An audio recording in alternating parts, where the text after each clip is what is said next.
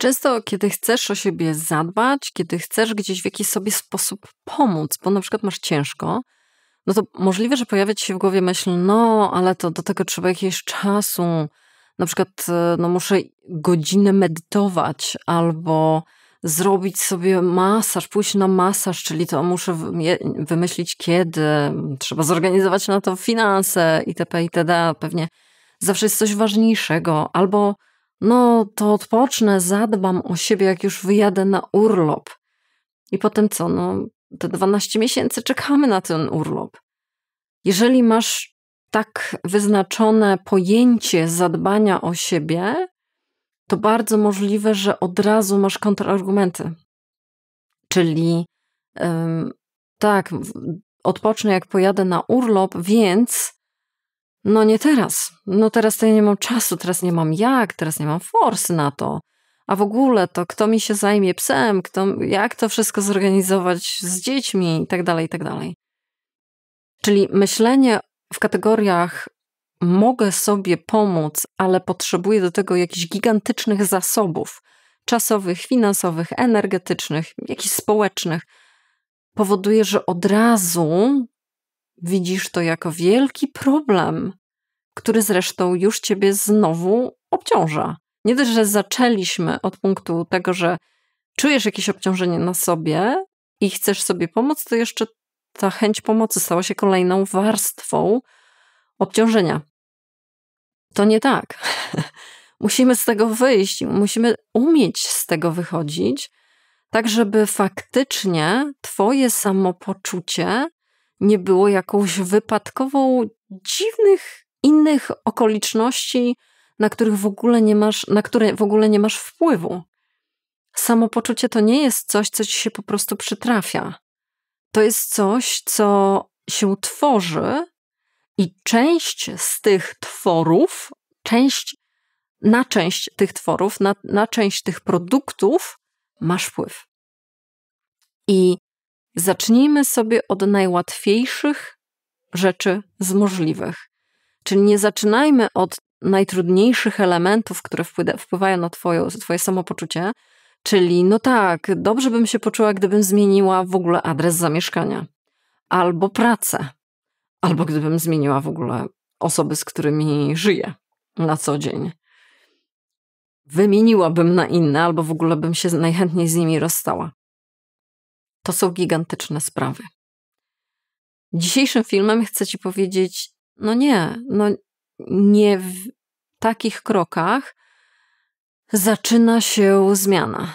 Innymi słowy, jeżeli chcesz przebiec maraton, to nie możesz po prostu nałożyć w dniu, kiedy maratony są urządzane, założyć butów i pójść. To się nie uda. Zacznijmy od przebieżki dookoła bloku albo domu. Zacznijmy od tych malutkich kroczków, które już mają bardzo niedoceniane, niedoszacowaną, bardzo dużą moc sprawczą i działanie super pozytywne, konstruktywne i pomocne i budujące. Dlatego dzisiaj się na nich skupimy. Opowiem ci w szczególe, na czym to polega i czym się kierować w 3 punktach, ale zanim to zrobimy, zanim do tego przejdziemy, chciałam bardzo serdecznie podziękować wszystkim osobom, które wspierają ten kanał poprzez inne platformy. Wielkie, wielkie dzięki.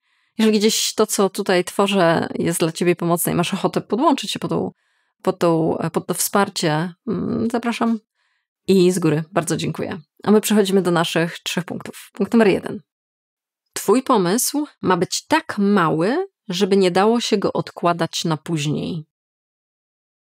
Wiem, że teoretycznie wszystko się da odłożyć na później, ale jeżeli faktycznie czujesz jakieś przytłoczenie życiowe, czujesz, że naprawdę jest dużo na twojej głowie i masz, to się tli ta iskierka, że chcesz sobie pomóc, to zaczynamy od małych naprawdę kroczków. A to oznacza tak małych, że nawet śmiesznie by było je odkładać na później, albo bardzo minimalizujemy tą kwestię. Czyli wezmę urlop, to tak, to będziemy to. Ale nie teraz, nie w tym miesiącu, bo to a tamto. Za 2 to nie dostanę, więc dopiero poczekam za pół roku. Nie, tego nie robimy. Robimy malutkie kroczki. Czyli pomaganiu sobie i w kierowaniu się życzliwością do siebie, po prostu dbaniu o siebie, jest tak, że im mniej, tym lepiej. Czyli podzielmy to na mikrodziałania. Mikrodziałania dla ciała, dla emocji, dla umysłu, dla twojej potrzeby bliskości, społecznych kontaktów. Czyli podzielmy to na takie malutkie części, że ta pierwsza bariera wejścia będzie po prostu najmniejsza, więc najłatwiejsza do pokonania. Czyli jeżeli masz ochotę pójść z kimś się spotkać, ale już od razu włączać się jakieś nie teraz, nie mam nastroju, nie mam tego, nie mam owego, dobra, to chociaż napiszę SMS-a. Gdzieś komuś zostawię, zaczepię kogoś, jakąś wiadomość. Podobnie jak, tak, chciałabym zbudować kondycję fizyczną, dobra, to wyjdę na 5 minut spaceru. Na 5 minut. Wezmę się za książkę, ojej, jak ja dużo naczytam. Nie. Wezmę książkę i przeczytam 2 strony. Czyli robimy z tego mikroskalę. Wpadamy na taki pomysł, który będzie trudny do zignorowania, do przeargumentowania, że ale nie, to jak ja dużo potrzebuję. Żeby przeczytać 2 strony książki, naprawdę nie potrzebujesz ani dużo czasu, ani dużo energii, ani dużo też koncentracji. Jeżeli 2 za dużo, przeczytaj 1. Punkt numer 2. Wybierz taki pomysł, który nie wymaga nastroju i nie wymaga myślenia. Jest taka niedoszacowana, niedoreklamowana, a super istotna zasada w psychologii, że działanie poprzedza motywację, a nie na odwrót. Czyli bardzo dużo ludzi myśli w sposób taki, że no jak mi się już zechce, to przeczytam tą 1 stronę w książce. Jak mi się zechce, to pójdę na ten 5-minutowy spacer. Tylko że czekam, aż mi się zechce. Aż będę miała nastrój, aż wpadnę w taki jakiś na przykład sposób myślenia, że akurat filozoficzny, bo książkę mam filozoficzną. No nie. Nie czekaj na motywację, nie czekaj na wenę, nie czekaj na nastrój, nie czekaj na to wszystko, bo naprawdę się nie doczekasz. Jedyne co wpadniesz, to w taką pętlę prokrastynacji i odkładania w czasie. I to nie dziwne, dlatego że nasza motywacja działa odwrotnie, niż to się tak zwyczajowo przyjmuje. Nie czekamy na to. Motywacja się rodzi na skutek działania, a to oznacza, że pierwsze musi być działanie. Jakie? No właśnie nieprzytłaczające, więc takie mikrodziałanie.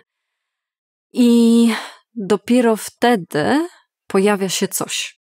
I dopiero pojawia się jakaś wena, pojawia się jakaś motywacja, entuzjazm, inspiracja itp. itd.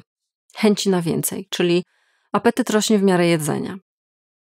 A to oznacza, że dobrze jest wybierać sobie takie rzeczy, które naprawdę w której nie potrzebujesz wielkiego nastroju. Nikt ci nie mówi, namaluj teraz piękny obraz, pejzaż. Nie. Ktoś ci mówi, weź ołówek i namaluj drzewo. Narysuj drzewo. Tak, po prostu taki zwyczajny szkic. I to tyle, nic więcej. Albo właśnie nie musisz mieć nastroju na przebieżkę, która będzie trwała godzinę i trochę zdestabilizuje ci twój w ogóle grafik na dzisiejszy dzień. Ale idź na spacer na 5 minut wokół swojego domu, poddychaj tym świeżym powietrzem, wystaw twarz na słońce na zasadzie automatycznego działania. Nie na zasadzie takiego, bo ja muszę na to mieć wenę.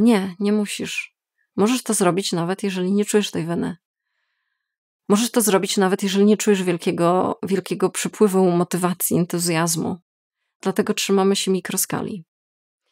Wygrana jest taka, że kiedy zaczynasz coś robić, faktycznie zaczynasz w ogóle coś odczuwać w związku z tym robieniem. Czyli właśnie dlatego, że wyszłaś na spacer, właśnie dlatego, że wzięłaś ten ołówek do ręki i już sobie rysujesz drzewo, to może jeszcze na tym drzewie narysujesz ptaszka, który siedzi na jednej gałęzi. Dlaczego? No bo właśnie działanie poprzedza motywację. Właśnie dlatego, że najpierw zadziałałaś, a potem to działanie motywuje cię do czegoś następnego. Dopiero w działaniu zmienia nam się nastrój. Dopiero w działaniu włącza nam się inna chemia organizmu i mózgu. I to w ogóle możesz sobie rozszerzyć nie tylko na jakieś mikrodziałania pod tytułem chcę o siebie zadbać, chcę sobie poprawić nastrój, chcę być dla siebie życzliwsza, ale tak się dzieje w ogóle w życiu. Czyli jeżeli czytasz tony książek rozwojowych, oglądasz tony filmów rozwojowych, ale nie ma to odzwierciedlenia w działaniu w twoim życiu, to stoimy w miejscu. I co? No i czekamy na ten nastrój, na ten odpowiedni moment. On nie przychodzi. Odpowiedni moment dopiero pojawia się wtedy, kiedy zrobisz ten pierwszy krok. Wtedy się wszystko zaczyna zmieniać. O tym też były inne filmy, więc zapraszam cię do nich. Oczywiście niekiedy faktycznie obejrzenie filmu i zastanowienie się nad tym, dlaczego ja tak dużo umiem, dlaczego ja tak dużo już przepracowałam w swoim życiu i zrozumiałam, a dalej się coś nie zmienia. Czasami ta refleksja to jest coś więcej niż obejrzenie kolejnego filmu, dlatego zapraszam ciebie na spotkanie 1 na 1, bo być może coś warto przedyskutować w twoim indywidualnym przypadku i skupieniu się na twoim indywidualnym, unikatowym doświadczeniu. Taka jest opcja. Poza tym przy okazji przypominam, że można też się zapisać na newsletter, w którym raz w tygodniu w niedzielę wieczorem dajemy sobie spokój, tylko że w formie pisanej. A my jeszcze przechodzimy do trzeciego punktu. Punkt numer 3. Skupiaj się na działaniu, a nie wyniku. I tu przypomnienie, których jest pełno na tym kanale, bo bardzo często o tym mówię. Nie musi być idealnie. Nie skupia się w ogóle na wyniku. Nie skupia się na tym maratonie. Wyjdź na 5 minut na spacer i skup się, jak świeci słońce. Jaki jest zapach wiatru, powietrza. Jakie kwiaty właśnie zakwitły albo jak bardzo spadł śnieg. Skup się na tym, jak oddychasz, jak stawiasz stopy. I niech ci na tym minie 5 minut. A nie na tym, że to teraz te 5 minut ma w ogóle zmienić mi całe życie, całą samoświadomość i samopoczucie. Odpuść to. To jest skupianie się na mecie. To jest skupianie się na tym, co ja z tego będę miał. Czyli chcesz dokonać jakiejś transakcji.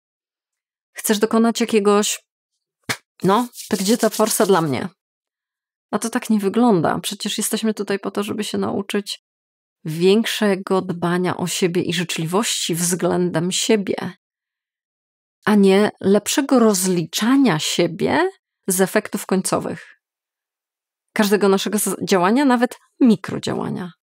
Nie na tym to polega, bo w tym momencie jest to wąż, który zjada swój własny ogon i niedaleko, nie dojdziemy do tego z takim nastawieniem gdzieś za daleko.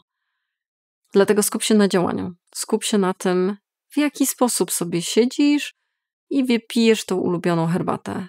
W jaki sposób, jak dobierzesz słowa, co ciekawego możesz napisać w tym SMS-ie do znajomej. I to takie całe. Nie jaki to musi przynieść efekt, tylko jak ty się czujesz to pisząc. I niech to potrwa minutę albo 2. Mówimy o mikroskali i jest okej. I te podejście naprawdę będzie świetnym podejściem do zadbania o siebie. Do tego, żeby trochę inaczej do siebie podejść i nie robić tego przez wielgachne czyny, które wymagają od ciebie super energii, czasu i innych zasobów, tylko wymagają chwilki, malutkiej. Jedną z takich rzeczy może być na przykład to, że sobie sięgnęłaś lub sięgnąłeś po ten film właśnie dlatego, że borykasz się gdzieś z tym łagodniejszym dbaniem o siebie, to na przykład zostaw komentarz. Niech to będzie taką aktywacją, taką zmianą. Mała rzecz, nie? Napisz 1 zdanie. I pamiętaj, nie musi być idealnie.